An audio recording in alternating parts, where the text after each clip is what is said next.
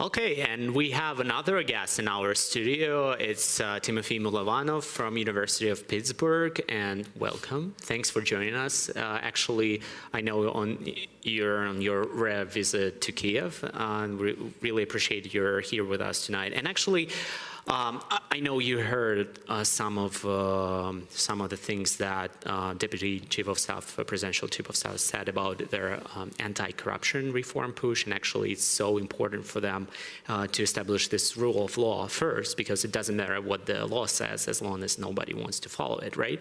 And I know we, with your project, Vox Ukraine, we did a terrific collaboration on some articles, and actually I want to highlight this article about corruption. Ongoing Ukraine reforms will not end rampant corruption. However, one alternative approach can. And actually, what it says that, maybe it doesn't matter what the law says, but maybe it's better to empower Ukrainian citizens, actually, rather than political institutions. Like Shimkiv said, they want this anti-corruption bureau, vast, expanding institution.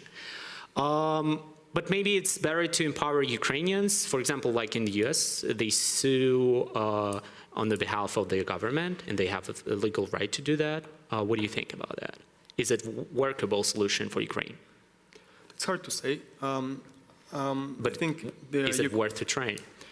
Perhaps Ukraine is in a difficult situation, and so Keith Darden has written for Vox Ukraine, and his idea is to introduce this act where an individual can sue on behalf of state for corrupt activities and perhaps get a percentage of this.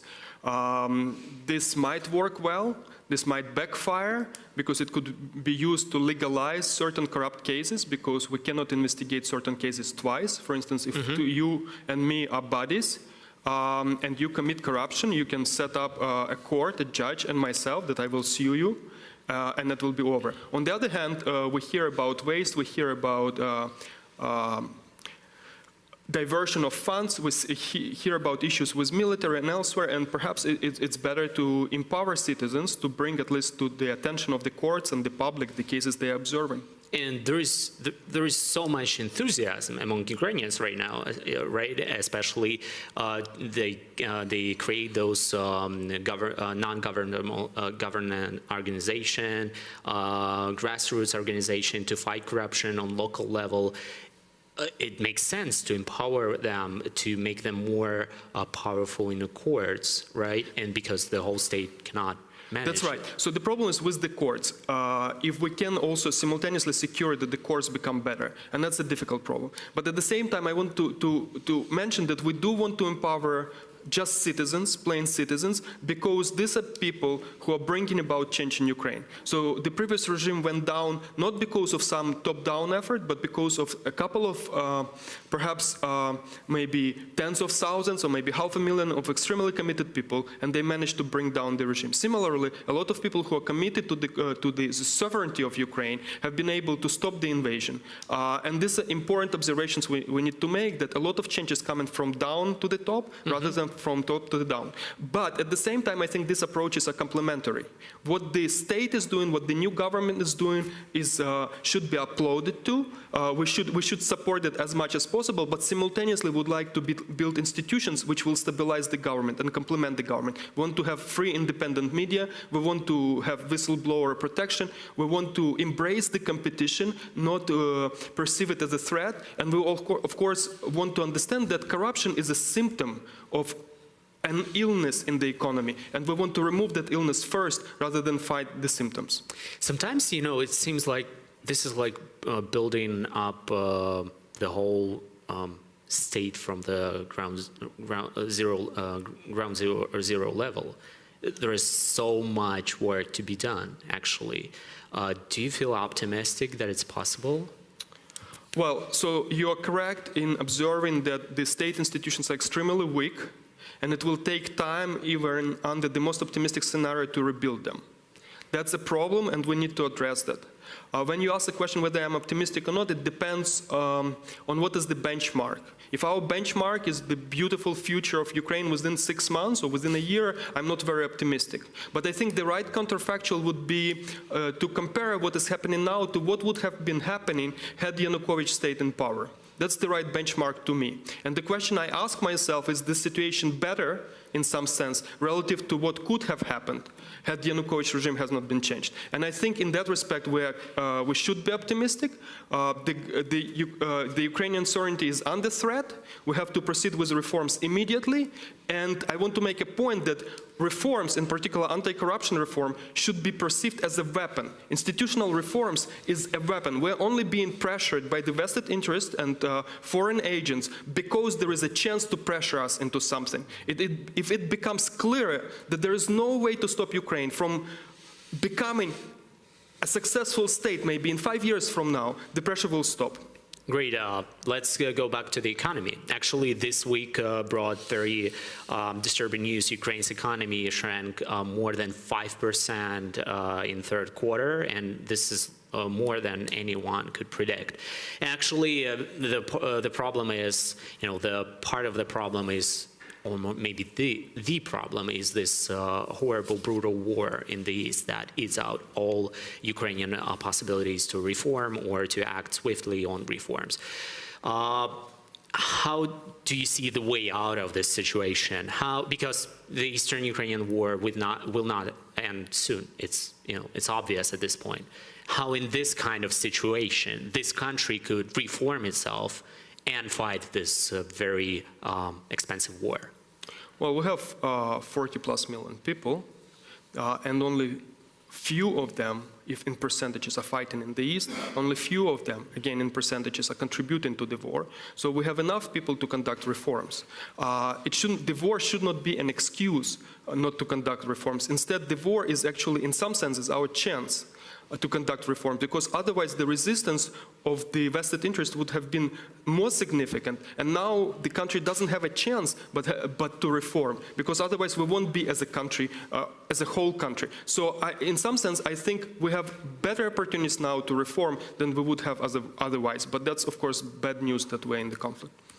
Actually, I want also to highlight the other collaboration between you and Hromadske International and this article about the Ukrainian crisis and Ukrainian economy and how the war pushes to the end. But it has a very positive background, 4 steps how to avoid this failed state in Ukraine. And actually, they're quite easy. It's sharing military costs. It's cutting staff of law enforcement bodies, and also the reform of law enforcement institutions is pressing matter. And also outsourcing judicial system, which is I find it amazing. I like this part very much. It's very unusual, and I think it looks workable as a workable solution.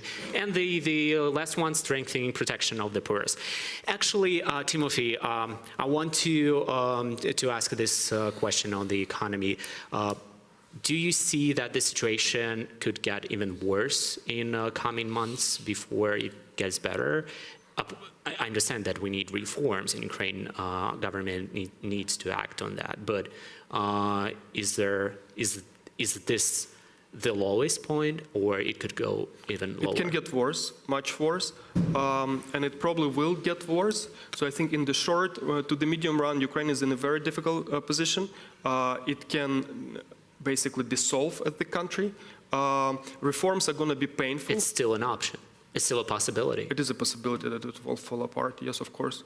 And there are multiple ways in which that happens. Whenever the government and the political forces do something which is not supported by people, try to cut deals and don't engage people, that creates a dissatisfaction and vacuum. And where is the biggest vulnerability? Vulnerability is whenever people feel that there are some political issues, some deals behind the doors are being made, they get dissatisfied with the new forces. The moment that happens, people who are interested in weakening Ukraine immediately move in to fill in that vacuum. We observe a little bit of that based on the results of voting, that some of the areas voted, despite low turnout, not as well as we would have liked. Imagine what would have happened if there were big turnouts in some of those areas. And imagine what happens if people become disillusioned even more with the situation. When you say voting, not exactly how we'd like, George, I mean, obviously the... Well, it depends on your position, which party you support and such, Sure. whether you want coherence to moving towards West or you want to reconciliation. But the opposition bloc has gathered sufficient votes, and as a country we need to decide what we're going to do, whether we're trying to fight people who support opposition bloc and why that's happening, what can be done to undo that, or if this is the situation which will become even worse and we will be forced to reconcile. Do we want to reconcile? Do we want to, what are we going to do as majority with the minority which is not supporting the majority? That's a problem always in a democratic country. And then there is an issue depending on the economic crisis, which is likely to worsen because we have a neighbor which is extremely economically powerful and constantly keeps to take initiative and plays us. They are okay with the deal now, they might cut it tomorrow. So if the economic situation is worsened substantively, if Kyiv becomes cold and there are protests and such, what will happen to the support of the opposition bloc? And how are we going to deal with that? What happens if people are going to protest lack of gas or electricity or heat on the streets, and we observe some early signs of that? Mm-hmm. So what is going to happen? What will be the reaction to that? And I think that's a serious danger. And the problem with the reforms is we need to do reforms. They're going to be painful. They'll make people hurt. People will hurt. And unless we can complement them with some political will which shows where we're going, people should be talked to, we're in danger in the country too. And it's catch-22. We cannot not do reforms, and at the same time, if we do reforms, we're risking a lot. Thanks a lot, Tymofiy, for joining us. And actually, I want to finish this segment with this quote from a great article. It has the name "Ukraine's Last Chance" by Leonid Bershitsky. It was in this week's Bloomberg Business Week magazine. And actually, it says, he says that now that Ukraine's electoral battles are over and the conflict in the country's eastern regions is frozen, one of three scenarios could unfold: quick and painful economic and regulatory surgery, a slide into Russia's suffocating embrace, or chaos as gangs of former volunteer fighters from the Eastern War go on the rampage. And actually, Leonid also highlighted the lack of reforms from the Ukrainian government. For example, this very famous fact that President Poroshenko still a billionaire and he hasn't acted on his promise and to sell his all businesses once in office. And also, we have a number of corruption scandals actually at the moment, for example, with the involved Prosecutor General Vitaly Yarema.